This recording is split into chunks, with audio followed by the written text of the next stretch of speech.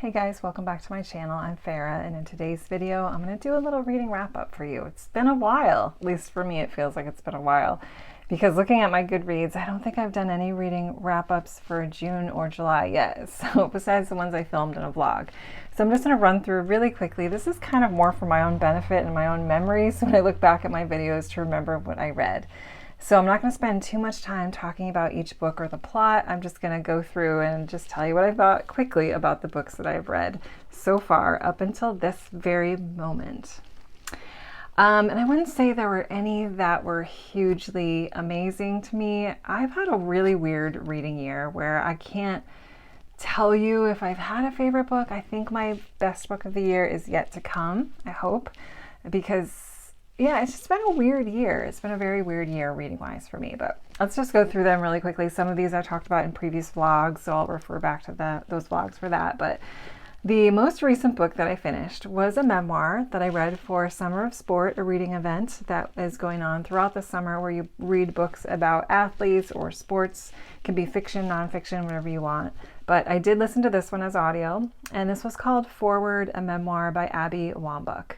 And this was pretty short. I think it was only about a 5-hour audiobook at normal speed, and it was read by the author herself. And this one was okay. It was okay. I gave it a 3-star, which is pretty low for me.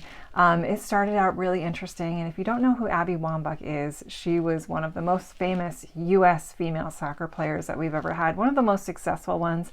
I think she was or is maybe the top scorer of goals. There's, I believe, a Canadian woman that's kind of superseded her, but I think for the U.S. she holds the record for the most goals scored. She played as a forward for the U.S. women's soccer team. And I really, really like her. I do. I didn't follow her so much during her soccer career, but I found her more recently from a book. Well, I always knew of her, but I sort of got back in touch with her from a book I read by her wife, Glennon Doyle, which talks about how they met, and then I followed both of them and I follow their social media, and I just really love them as a couple. So I do admire her. But I will say the memoir, it was very interesting if you're interested in soccer and kind of knowing the story behind her journey. But I was surprised to find that she really struggled a lot with alcohol and pain pill addiction. And she does talk a bit about that, but what I felt was missing in the memoir was a motivation behind her actions.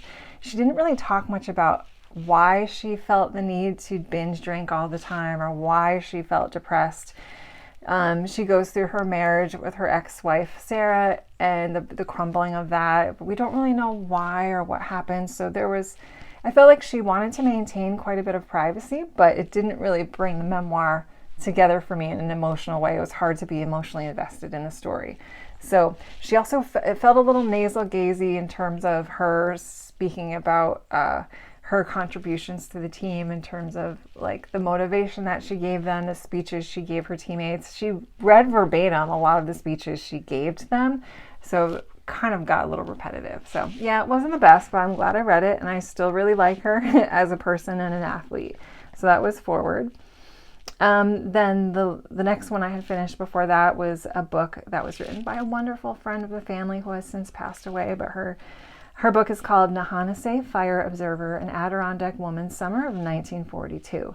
And this was about this woman who grew up in the Adirondack Mountains here in New York State, and at the age of 23, she went to work in a fire tower in a remote cabin in the middle of the Adirondacks. And it just tells about her summer and what she experienced being alone in the woods day after day. She would sit up in these fire towers and look around to make sure there weren't any forest fires, and there was a system in place where she would call the authorities to alert them of that.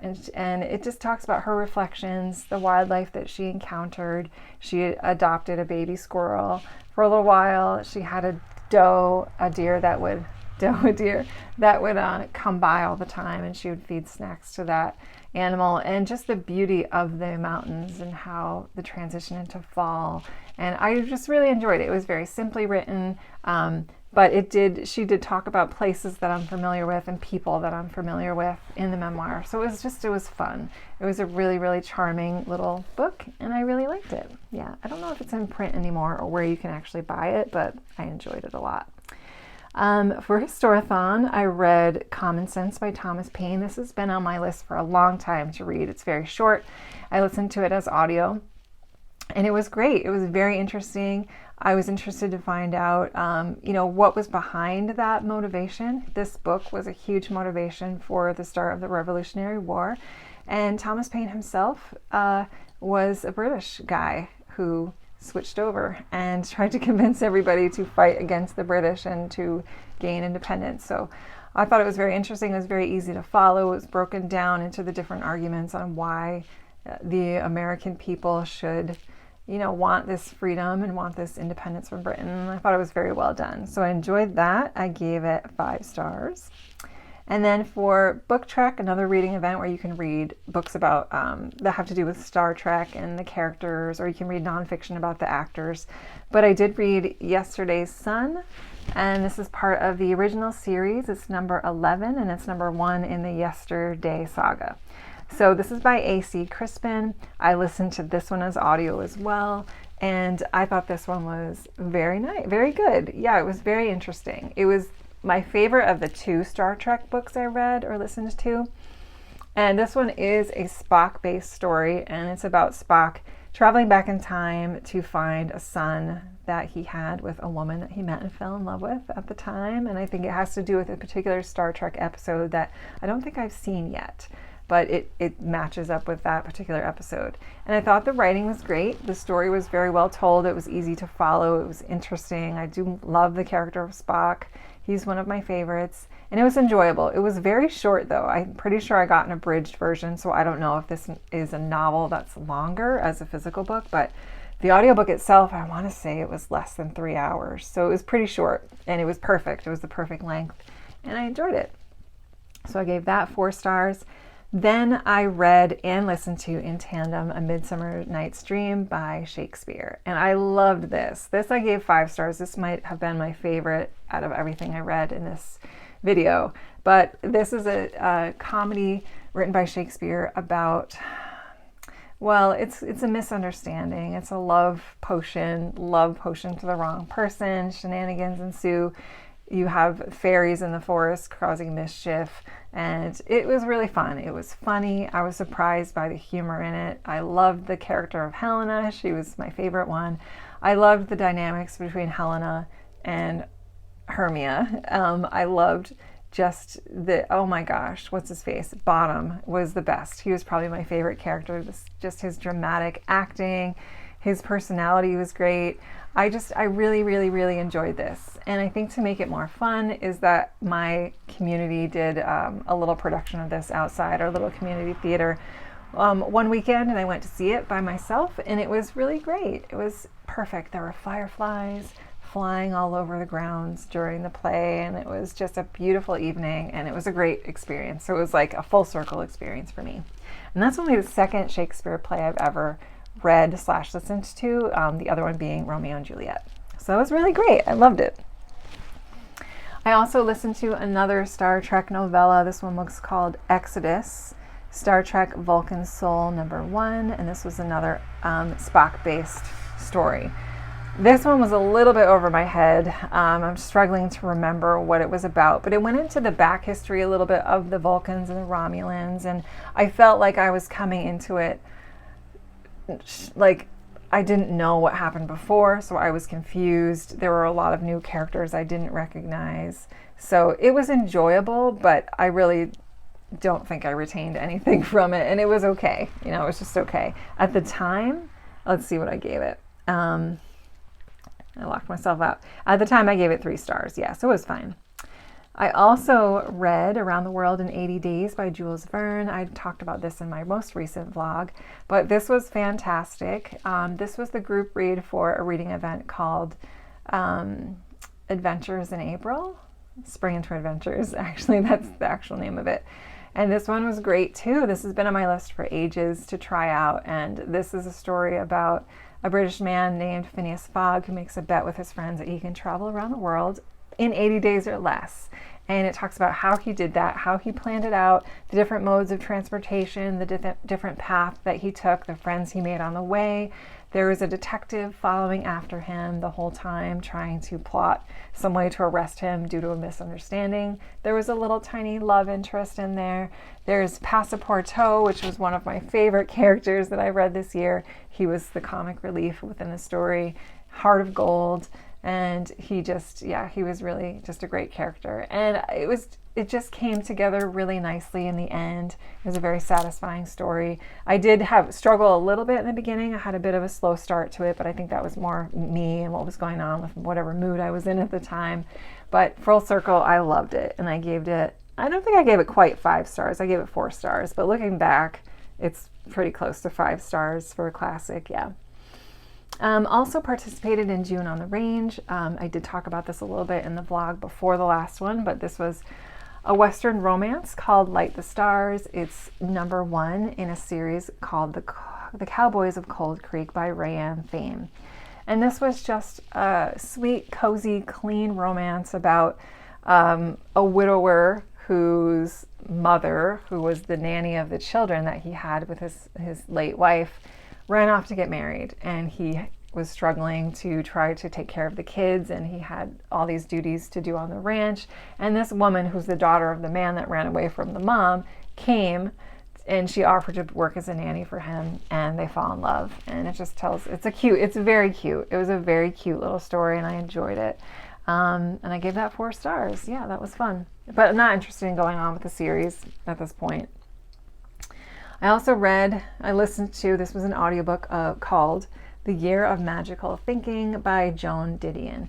And Joan Didion is a very, very good American journalist here in the U.S. And she's written a lot of pieces that had, mainly in the 60s, that had to do with pop culture and especially culture of California.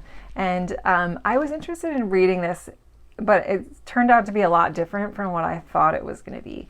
So this was essentially a memoir of what the first year of her life was after the sudden death of her dearly beloved husband, who was her love of her life, her fellow journalist partner, and his sudden passing away, and how she felt and how she dealt with the grief, how she navigated through that grief. And it was very good. It was very well written, but the subject matter itself was difficult for me to sit through and listen. There were parts where I felt flashes back from losing my own father suddenly, and it brought up feelings I didn't really want to feel again. So I think this can be a difficult memoir if you've never had a really close loss in your life. You might kind of not be as interested in listening to this or reading it. But if you have had a very sudden loss of somebody close to you in your life, it can also be triggering, because she gets deep and raw, and it's really sad. So I think by the end of it, I was really glad it was over, and I thought it was well written, but it really wasn't a book that was for me. I don't know, maybe if I listened to it right after my dad passed away, it would have been more powerful, but I've just come to so much peace within my own grief that I didn't really want to read about it again. You know what I mean? So yeah, that was that. I gave it 4 stars. And then I also listened to a Louis L'Amour novella for June on the Range called Marshall of Sentinel. And it was an hour-long audio dramatization. It was really fun. I listened to it during one walk outside, so from start to finish I was able to listen to it. And I can't really tell you or remember exactly what it was about. Let me just look real quickly. I didn't even say what it was about on Goodreads, but it was more about this Marshall coming in town and investigating these strangers that had arrived, and there was a redemption story with something he had done in his past. It was really good. It was really fun. If you're looking for an easy, quick Louis L'Amour audio dramatization, I definitely recommend that one. Then the other audio one I did for June on the Range, another Louis L'Amour, was called McNelly Knows, a Ranger. And this was also really good. I think what I like the most about these is that the sound effects they put in felt so realistic. You could hear birds chirping, you could hear hoofbeats clacking on the ground, you could hear people chattering in the background. So that made it really fun. It's not necessarily that the stories were really, really good or really interesting, but it was light and quick, and it was just a fun way to spend a walk listening to that, to be in the spirit of June on the Range. Yeah. Another book I listened to a lot of audiobooks. Another one I listened to was Courage to Soar, A Body in Motion, A Life in Balance by Simone Biles. I talked about this in a Summer of Sport reading wrap-up I did. And this was very interesting. I really like Simone Biles as a gymnast. I think she's a very strong athlete. And it was a very interesting story about her childhood and how she became one of the greatest gymnasts of all time here in the U.S. I did get an interesting comment from one of you saying that they disagreed with that comment about her being the greatest gymnast of all time just due to her abandoning or leaving the U.S. team during the Olympics. But I just feel proud of her that she was able to put her mental health first and take care of herself that way for everything that she went through. So yeah, that's my 2 cents on that. I also listened to True Grit as an audiobook by Charles Portis. I gave this 4 stars. This was a really amazing story. I'm not going to spend much time about this. I talked about it in my vlog, but it was just a really wonderfully done story, which I really enjoyed. And I watched one of the movie adaptations, the one that was done, I think, in 1959, and loved it. Yeah, it was great. I do still plan on watching the more recent one with Jeff Bridges as well. Great, wonderful story. I also listened to The Collected Regrets of Clover by Mimi Brammer.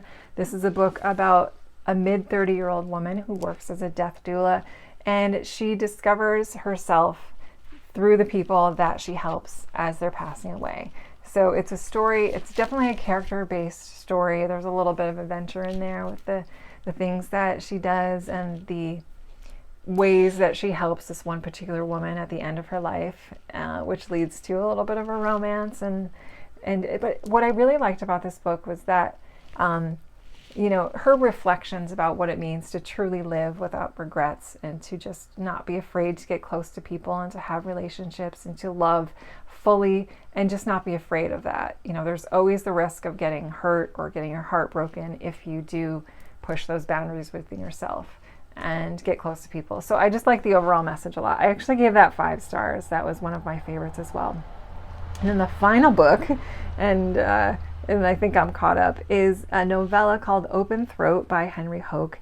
And this was a very different experimental type of book where our main character is a mountain lion, and he's experiencing life in a similar way that humans would in terms of his thoughts and how he's rationalizing things and how he's viewing the world. And it's almost like a younger child viewing the world, because obviously there's some things he doesn't understand, but it talks about his reflections and his observations of human nature and what they're doing to the environment, what people are doing to each other. There's a bit of a gender identity going on that he's exploring, or it's exploring as well. And I just found it to be really weird and interesting. And as soon as I was done with it, I wanted to immediately read it again. So it was powerful in some ways to me, and I really enjoyed it. I gave that 5 stars as well. So I would say overall I had 3 5-star books. Open Throat, The Collected Regrets of Clover, and A Midsummer Night's Dream. And I had some very close second 4.5 to 4 stars as well in there, which would be True Grit, Around the World in 80 Days, whatever. You guys can guess, I guess, without going back through everything. But that is my wrap up. So that technically was everything from June 1st until now.